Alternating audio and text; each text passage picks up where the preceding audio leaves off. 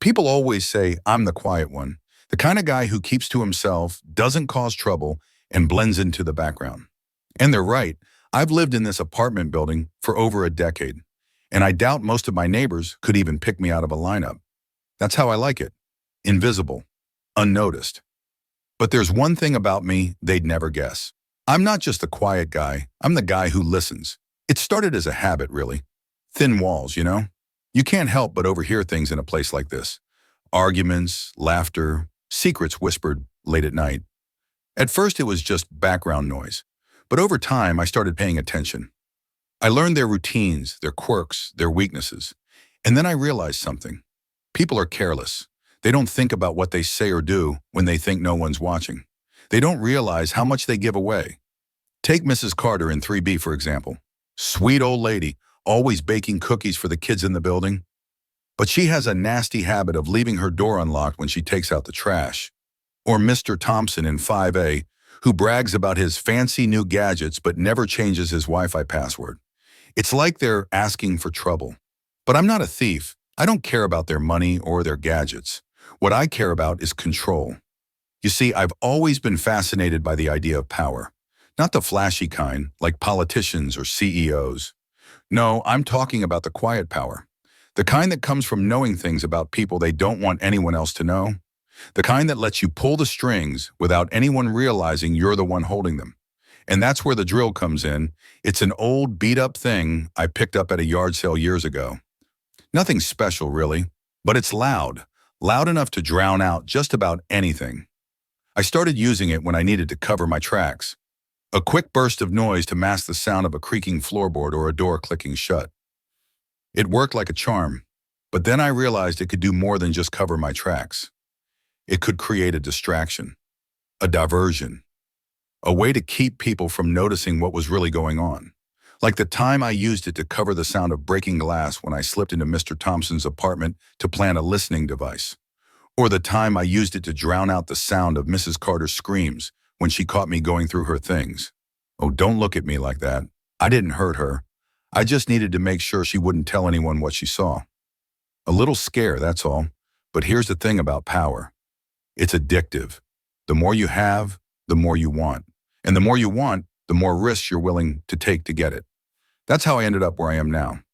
It started with the new guy in 4C, young, cocky, always blasting his music at all hours of the night.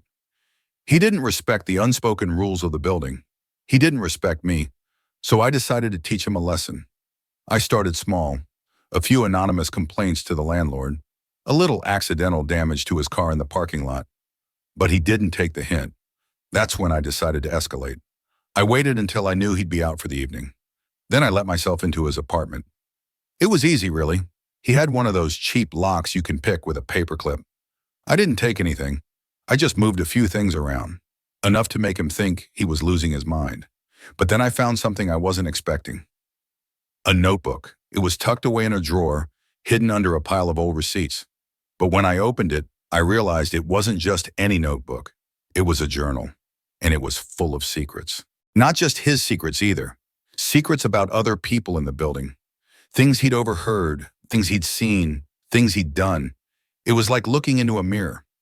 For a moment, I felt a flicker of something I hadn't felt in years. Fear. Because if he knew all of this, then maybe he knew about me too. I couldn't take that chance. So I did what I had to do. I waited until he came home. Then I confronted him. I told him I knew about the journal, about the things he'd written. I told him he needed to leave the building, to disappear, or I'd make sure everyone knew what he'd been up to. But he didn't back down. He laughed in my face. And that's when I lost control. I don't remember much about what happened next. Just flashes, the sound of the drill roaring to life, the look of shock on his face, the blood. When it was over, I stood there, staring at what I'd done. And that's when I heard it. A knock at the door. It was Mrs. Carter. She'd heard the noise and come to check on me. I panicked. I tried to come up with an excuse, a way to explain what had happened. But she didn't believe me. She saw the blood. She saw the body. And she screamed. I don't know what came over me. I just reacted. The next thing I knew, she was on the floor too, and that's when I realized I'd gone too far. I couldn't cover this up. Not this time. So I did the only thing I could think of. I grabbed the drill and started making noise. Loud, relentless noise. I thought maybe, just maybe, it would drown out the sound of my own guilt. But it didn't. And now, as I sit here in this empty apartment, surrounded by the echoes of my own madness, I realize the truth. The power I thought I had was an illusion. And the only thing louder than the drill is the silence that follows. The silence is unbearable now. It presses against my ears, heavier than the noise of the drill ever was. I sit in the middle of the room, staring at the mess I've made. The blood has started to dry, dark and sticky against the cheap laminate floor.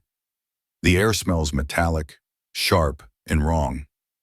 I keep thinking about Mrs. Carter's face, the way her eyes widened when she realized what she'd walked into, the way her voice cracked when she screamed. I can still hear it, echoing in my head over and over again. I thought I was in control. I thought I could handle this. But now, for the first time, I feel like I'm the one being watched. I glance at the window. The curtains are drawn, but I can't shake the feeling that someone is out there, looking in, watching me, judging me. I try to tell myself it's just paranoia. No one saw anything. No one knows. But the feeling won't go away, and then I hear it. A faint sound, barely audible over the pounding of my own heart. A knock, not at the door this time, at the wall. It's coming from the apartment next door. I freeze, my breath catching in my throat. It's impossible. The apartment next door has been empty for months. I tell myself it's just my imagination. The building is old, the walls creak and groan all the time, but then it happens again. Knock, knock, slow, deliberate. I stand up, my legs trembling beneath me. I don't know what I'm expecting to find, but I can't just sit here and do nothing. I walk to the wall, my footsteps echoing in the silence. I press my ear against it, straining to hear. For a moment, there's nothing. Just the sound of my own breathing. And then a voice. You can't hide forever. It's barely more than a whisper, but it's enough to send a chill down my spine. I stumble back, my mind racing. Who could it be? How could they know? I grab the drill, clutching it like a weapon. It's the only thing that makes me feel even remotely safe. The knocking stops, but the silence is worse. It feels alive, like it's waiting for me to make a move. I don't know how long I stand there, frozen in place. Minutes? Hours? Time has lost all meaning. And then the lights go out. The sudden darkness is suffocating. I fumble for my phone, my hands shaking so badly I almost drop it. The screen lights up, casting an eerie glow over the room. That's when I see it. The journal. It's lying on the floor where I dropped it earlier, its pages splayed open like a gaping wound. I don't want to pick it up. I don't want to read it, but I can't stop myself. My hands tremble as I flip through the pages, scanning the messy handwriting. And then I see it. My name. It's written over and over again, scrawled across the pages in frantic, uneven lines. He knows. He's watching. He's coming for you. I drop the journal, my heart pounding in my chest. This can't be real. It doesn't make sense. And then I hear the door.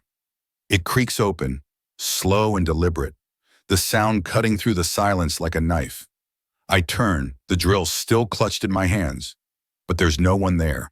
The hallway beyond is empty, the shadows stretching out like dark, grasping fingers.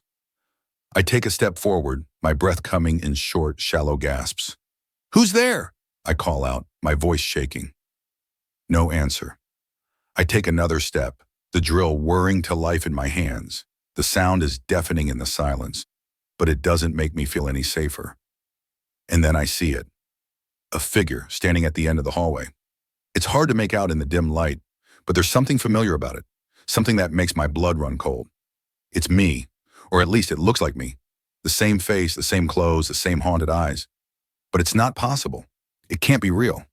The figure takes a step forward, and I take a step back. Stay away, I whisper, my voice barely audible over the sound of the drill. But it doesn't stop. It keeps coming, slow and deliberate, its eyes locked on mine. And then it speaks.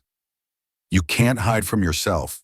The words hit me like a punch to the gut, because deep down, I know it's true. I've spent my whole life hiding from the world, from my neighbors, from my own guilt. But I can't hide anymore. The figure takes another step, and I drop the drill. It clatters to the floor, the sound echoing in the silence. And then everything goes black. When I wake up, I'm in a different kind of silence, the kind that comes with padded walls and locked doors. They tell me I had a breakdown, that I imagined everything. But I know the truth. The figure wasn't real. It was me. And now, as I sit here in this tiny windowless room, I realize the real horror wasn't what I did to my neighbors. It was what I did to myself. Because no matter how far I run, no matter how loud I make the noise, I can't escape the one thing I fear the most. Me. In the silence, it's louder than ever.